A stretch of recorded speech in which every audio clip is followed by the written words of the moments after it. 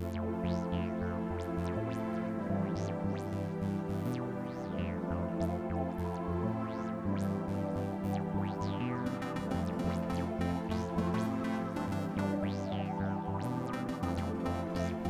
Carl Higdon Jr., a foreman on an oil rig in Rawlins, Wyoming, took off from work one day to go elk hunting in Medicine Bow National Forest. On October 25, 1974, he too would have an unexplained encounter of the fourth kind. Higdon, 41, married with 4 kids, was a capable roughneck with 15 years of experience in the patch. The former Air Force veteran of the Korean War was often dubbed the Wyoming Coyote by his crew for his dogged ability to keep at anything until he got it done. That fateful day, he borrowed the company truck and headed 40 miles south from McCarty Canyon. When the road got rough, Higdon parked and took off on foot.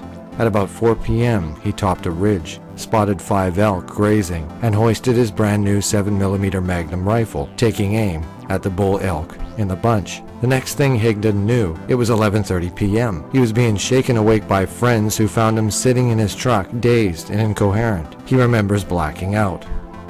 That was it. Later that night, at the Carbon County Memorial Hospital, Nurse Ella Peterson asked him again and again what his name was. Higdon did not know, nor did he immediately recognize his wife, Marjorie. His eyes were red, watery, and burning. He was disoriented, and his equilibrium was off. He was extremely sensitive to light.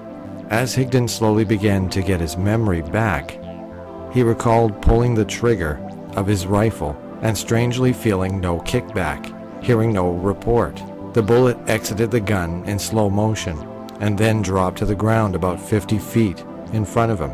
Quote, "That's crazy," thought Marjorie. Then, while going through his clothes for the wash, she found the bullet in his jacket pocket. It was turned inside out and flattened, but intact, as if it had struck a very hard object. Ballistics experts were unable to explain what could do that to a bullet. Through several sessions of hypnosis, the oil field worker recounted a tale that never changed in 5 decades. Higdon said he was knocked to the ground somehow. Standing over him was a humanoid figure about 6 feet tall, weighing 180 pounds. The male-looking alien had yellowish skin, no ears, with eyes small and deep-set. His mouth was thin and lipless, with an open slit from which 3 large blocky teeth were visible. 2 short antennae grew from his forehead. The hair on the being's head was like straw and stood straight up. He wore a tight black jumpsuit similar to a diving suit. He also had on a pair of seat belts and a metal belt with a yellow star decoration at his waist. Instead of a right hand, the creature possessed a prosthesis that resembled a power drill of some kind. Quote, "How are you?" End quote, the alien asked in English. Quote, "Pretty good," Higdon responded, trying to stay calm. The strange being called himself Ozzo-1. Quote, "Your sun burns us," end quote, Ozzo-1 said, and then offered Higdon 4 pills in a small packet for nourishment. Higdon swallowed one out of compulsion, even though he would later say he rarely took even an aspirin. When Ozzo-1 suggested they go for a ride in his cube-shaped spaceship, Higdon said, "Sure." The cube ship was windowless, doorless, and too small for even Higdon to fit into, but somehow he was transported inside, along with Ozzo-1, 2 other alien creatures, and the 5 elk that had been outside.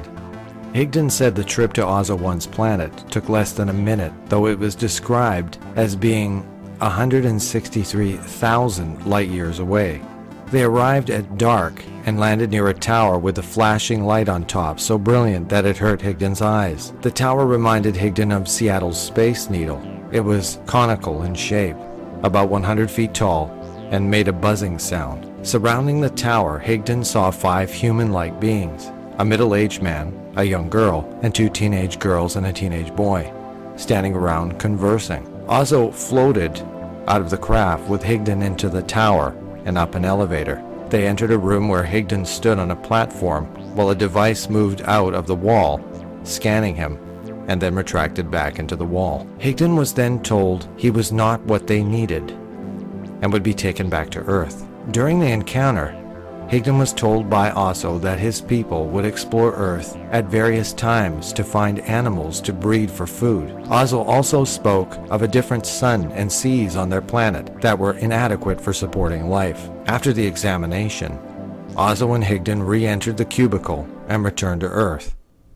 Osso pointed his drill hand at Higdon's pocket and floated the package of remaining pills to himself. He also returned Higdon's rifle back on Earth. Higdon stumbled back to his truck, where rescuers found him at about just before midnight. The truck was not in the same place Higdon parked it at all. It would be noted later it was in a much more rugged area, about 3 miles away, that the two-wheel drive could not have navigated. In fact, rescuers noticed no tire tracks leading to the truck. Upon examination at the hospital, it was found Higdon's tuberculosis scars were no longer visible on x-rays, and he no longer suffered from kidney stones. Otherwise, the 41-year-old was in good health. The San Antonio Star and many other publications made Higdon's encounter front-page tabloid news early in 1975. Quote, "Life is not the same since I met that man," end quote, Higdon would tell the newspapers. Higdon never had another encounter. For years, his story was dismissed as made-up fantasy by a man seeking a bit of notoriety. Yet Higdon later passed polygraph tests and never exploited his story for financial gain. Leo Sprinkle, the investigator who documented Carl's case, said, quote, "I find with the cases I've investigated, there seems to be no evidence of a hoax. No evidence of psychotic reaction which would cause an individual to falsely believe that he or she has had an abduction," Sprinkle told In Search Of during the interview in 1978. Quote, "So that I'm left with the mysterious and the sometimes uncomfortable feeling that the cases are happening as the individuals describe," he said. That is, that they are being taken on board, examined, and released by intelligent beings, end quote. Carl's wife, Marjorie, wrote a book about the experience, titled Alien Abduction of the Wyoming Hunter, which was published in 2017 and is available on Amazon. Carl Higdon worked through the trauma and eventually returned to the oil fields. He retired in 1997 and relocated to Texas, where he was born. He later died on January 26, 2022, in Temple, Texas, of COVID pneumonia. Quote, "It don't mean a hill of beans to me whether anybody believes it or not. I know what happened to me," Carl Higdon said. "If people want to take it at face value, that's fine. If they don't, that don't make any difference," end quote. "I just want people to be aware in case something like this happens to them."